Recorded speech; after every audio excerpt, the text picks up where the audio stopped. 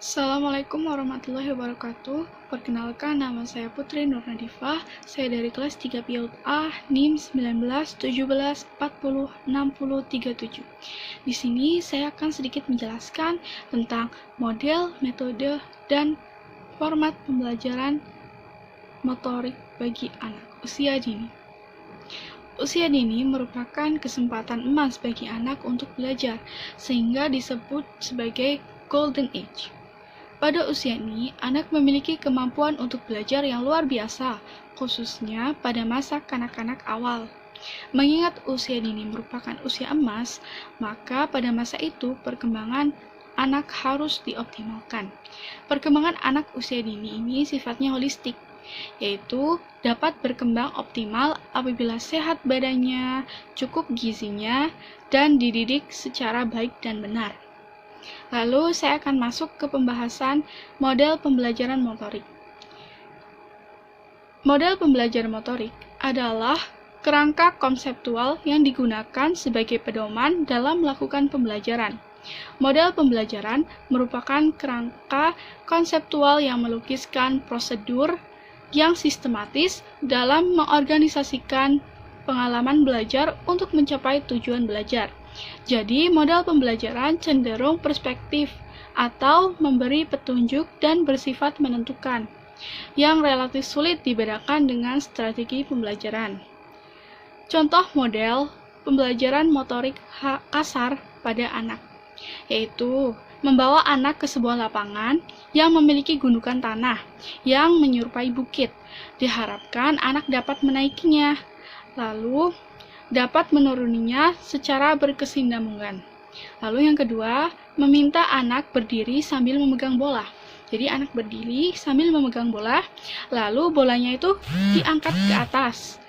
Dan diharapkan setelah diangkat atau dilempar ke atas, anak dapat mencari bola tersebut. Lalu yang ketiga, membuat sebuah garis di atas tanah atau lantai, lalu diharapkan anak itu dapat berjalan menyusuri garis yang telah dibuatnya itu. Jadi berurutan. Seperti itu. Lalu saya akan memberi contoh model pembelajaran motorik halus bagi anak usia dini. Contohnya yaitu menyusun puzzle. Jadi puzzle akan terpasang sempurna dan membentuk objek yang benar hanya jika sebuah komponen puzzle dipasang dengan benar. Jadi anak ini disuruh untuk menyusun puzzle. Jadi apa sih manfaatnya bagi motorik halus anak tersebut? Jadi stimulus mental. Jadi anak itu dapat memiliki stimulus mental. Lalu yang kedua, melatih koordinasi antara mata dan tangan.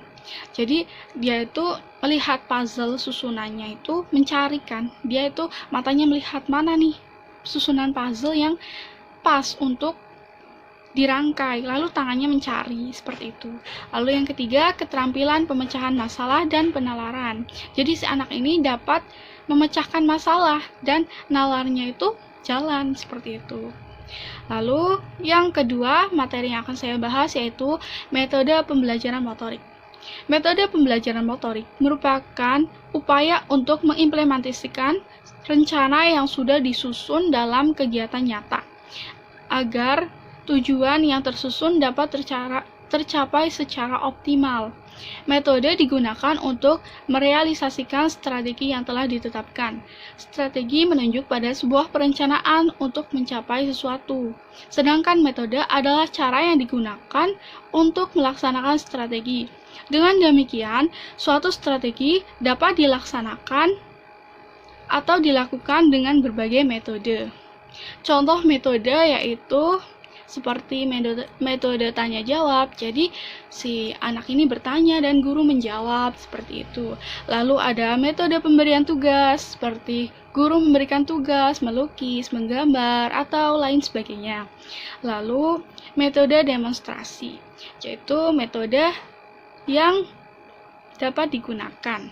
Lalu pembahasan yang ketiga yaitu format pembelajaran. Format pembelajaran ini yaitu contoh pembelajarannya. yaitu format pembelajaran itu memiliki beberapa bagan atau beberapa sub, yaitu materi. Jadi, dalam pembelajaran pasti ada materi. Materi yang ditetapkan ini seperti apa misalnya, contohnya materi menggambar, materi menggunting, atau materi lainnya. Lalu media pembelajaran atau alat pembelajaran. Jadi media pembelajarannya itu apa? Gunting. Itu alat pembelajarannya. Medianya itu apa? Di ruang terbuka, di ruang tertutup. Lalu alat pembelajarannya misalnya gunting atau lain hal seperti apa, lem, dan lain sebagainya. Jadi mungkin itu saja yang dapat saya sampaikan. Lebih dan kurangnya mohon dimaafkan. Billahi taufiq wal hidayah. Wassalamualaikum warahmatullahi wabarakatuh.